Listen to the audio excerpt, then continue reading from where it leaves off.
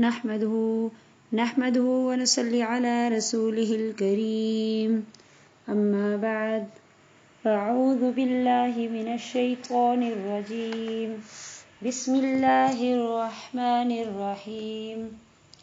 معزز سامعات، اس اسلامی چینل میں آپ سب کو خوش آمدید۔ السلام علیکم ورحمۃ اللہ وبرکاتہ۔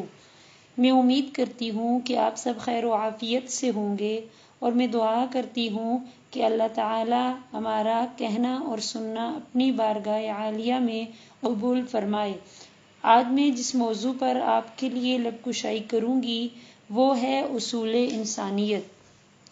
معزز سامعات، حضور صلی اللہ علیہ وسلم دنیا میں آخری نبی بنا کر بھیجے گئے۔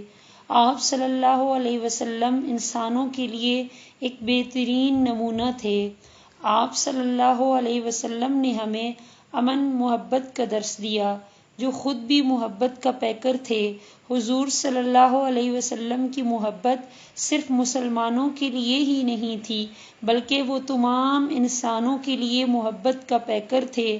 آپ صلی اللہ علیہ وسلم اپنے بیگانے، دوست، دشمن سب کے لیے رحمت تھے۔ یہاں پر یہ بات بھی یاد رکھیے کہ نبی کریم صلی اللہ علیہ وسلم کی محبت صرف مسلمین کے لیے ہی نہیں تھی، بلکہ تمام عالمین کے لیے تھی۔ اور آج کیا ہو رہا ہے؟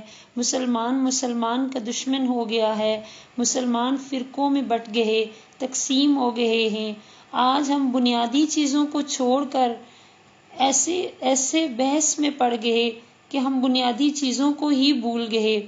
رنگ اور نسل میں تقسیم، عقیدت میں تقسیم، مذہب میں تقسیم، فرقوں میں تقسیم، اور کتنی تقسیمیں ہوں گی۔ ہمیں تھک جانا چاہیے ان تقسیموں سے، اور ڈٹ جانا چاہیے صرف ان باتوں پر جو ہمیں عطا کی گئی، جو ہمیں اللہ اور اس کے رسول نے بتائی، جو ہمیں ہمارا اللہ حکم دیتا ہے، اور اللہ نے نبی کے ذریعے عملی نمونہ ہمیں دکھا دیا۔ ہمیں حضور صلی اللہ علیہ وسلم نے عملی نمونہ بن کر بتا دیا کہ زندگی گزارنی ہے تو ایسے طریقوں کو اپناؤ جو طریقے حضور صلی اللہ علیہ وسلم کی زندگی میں ہیں۔ اگر آج ہم ان کے طریقوں پر پوری طرح سے اگر ہم ان کے طریقوں کے مطابق چلیں گے تو گویا کہ ہم یاد رکھو کہ سیدھے راستے پر ہیں۔ حضور صلی اللہ علیہ وسلم نفرت پھیلانے والے نہیں تھے، بلکہ محبت بکھیرنے والے تھے۔ ہمیں بھی چاہیے کہ ہم آسانی پیدا کریں، مشکل پیدا نہ کریں، خوشخبری دینے والے بنیں، نفرت پھیلانے والے نہ بنیں۔ ہمیں اپنے پیارے حبیب صلی اللہ علیہ وسلم کی زندگی کو دیکھنا ہے کہ ان کا اخلاق کیسا تھا، انہوں نے کیسی زندگی گزاری، ان کے طور طریقے کیا تھے۔ اور حضور صلی اللہ علیہ وسلم کی زندگی جو تھی وہ ہمارے لیے عملی نمونہ ہے۔ ایک دفعہ ایک بدھو آیا اور مسجد میں قضائے حاجت کرنے لگا۔ اب دیکھو، ہم جیسا کوئی ہوتا تو اس کو فوراً غصہ کرتا، پکڑ کے باہر نکال دیتا۔ تو بدھو آیا اور مسجد میں قضائے حاجت کرنے لگا۔ صحابہ اکرام فوراً اٹھ کھڑے ہوئے تو حضور صلی اللہ علیہ وسلم نے انہیں روک لیا، اور جب وہ قضائے حاجت کر چکا تو پھر نبی کریم صلی اللہ علیہ وسلم نے پانی کا ایک ڈول منگوایا اور اس پر پانی بہا دیا، اور اس کو بتایا کہ یہ مسجدیں عبادت کے لیے ہوتی ہیں، اس کام کے لیے یہ مسجدیں نہیں ہوتی۔ تو دیکھو میرے نبی کا اخلاق کیسا تھا، میرے نبی کا اخلاق کیسا تھا کہ جس سے کافر بھی دل ان کا موم ہو جاتا اور وہ دائرہ اسلام میں داخل ہو جاتے تھے۔ جب اخلاق ایسا ہوگا تو یاد رکھیے لوگوں پر اچھا اثر بھی پڑتا ہے، لوگ خود بخود دین کی طرف کھنچے چلے آئیں گے۔ ہمیں بھی مصلحت کا سبق ملا ہے، ہمیں برداشت اور درگزر سے کام لینا ہے۔ قرآن مجید میں ہے کہ مسلمان آپس میں بھائی بھائی ہیں، اگر کسی میں لڑائی ہو جائے تو صلح کرا دیا کرو۔ اور آج کیا ہو رہا ہے؟ بجائے اس کے کہ صلح کرائی جائے، نفاق کے بیج بوئے جا رہے ہیں۔ ہم یہ چاہتے ہیں ہم لڑتے رہیں، تقسیم ہوتے رہیں۔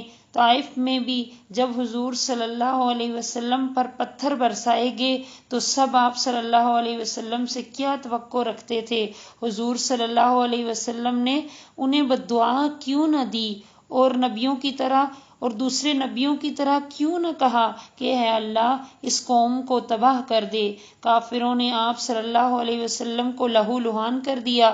اگر آپ صلی اللہ علیہ وسلم انہیں بددعا دیتے تو وہ تباہ ہو جاتے، لیکن آپ صلی اللہ علیہ وسلم نے کہا اے اللہ اس قوم کو ہدایت دے دے، اے اللہ اس قوم کو ہدایت دے دے۔ یہ ہمارے لیے کتنی بڑی مثال ہے، ہم اس پر غور کیوں نہیں کرتے؟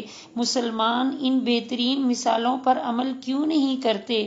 حضور صلی اللہ علیہ وسلم تمام جہانوں کے لیے رحمت تھے، اور رحمت محبت سکھاتی ہے، آدمیت سکھاتی ہے۔ رحمت بغض نہیں سکھاتی، فساد نہیں سکھاتی، رحمت آدمیت کو واضح کرتی ہے۔ یہ 4 دن کی دنیا ہے، اس میں ہمیں امن اور بھائی چارے کے ساتھ رہنا ہے۔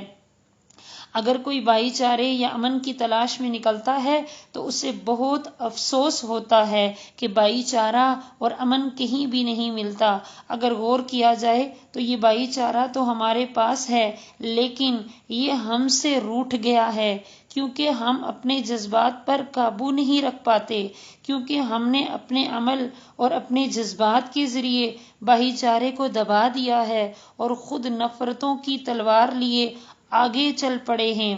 بھائی چارہ ڈرتا ہے اور کہیں چھپ گیا ہے، کہیں کھو گیا ہے۔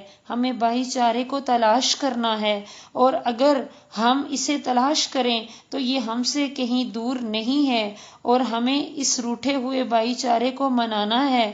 اگر انسان میں عجز ہو، انکساری ہو، ندامت ہو، پھر بھائی چارے کو منانا ہمارے لیے کوئی مشکل نہیں، امن برقرار رکھنا کوئی مشکل نہیں۔ بس دیر ہے تو اتنی اپنے اندر سے اناہ کو دور کرنے کی دیر ہے، نفرتوں کو دور کرنے کی دیر ہے۔ نفرتوں کے بجائے محبتیں پھیلائیں، راہوں میں کانٹے نہیں بلکہ پھول بکھیریں، پھولوں کے پودے لگائیے تاکہ ان کی خوشبو ہر طرف پھیل جائے۔ بات کیجیے تو ایسی کیجیے جس سے خوشبو آئے، تاکہ دنیا ایک امن کا پیکر بن کر رہ جائے۔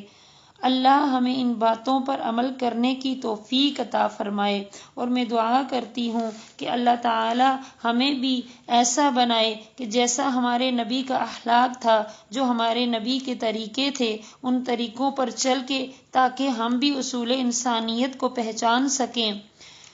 وآخر دعوانا ان الحمد للہ رب العالمین۔ نحمده ونصلي على رسوله الكريم، اما بعد، اعوذ باللہ من الشیطان الرجیم، بسم اللہ الرحمن الرحیم۔ معزز سامعات، اس اسلامی چینل میں آپ سب کو خوش آمدید۔ السلام علیکم ورحمۃ اللہ وبرکاتہ۔ میں امید کرتی ہوں کہ آپ سب خیر و عافیت سے ہوں گے، اور میں دعا کرتی ہوں کہ اللہ تعالی ہمارا کہنا اور سننا اپنی بارگاہ عالیہ میں قبول فرمائے۔ آج میں جس موضوع پر آپ کے لیے لب کشائی کروں گی وہ ہے اصول انسانیت۔ معزز سامعات، حضور صلی اللہ علیہ وسلم دنیا میں آخری نبی بنا کر بھیجے گئے،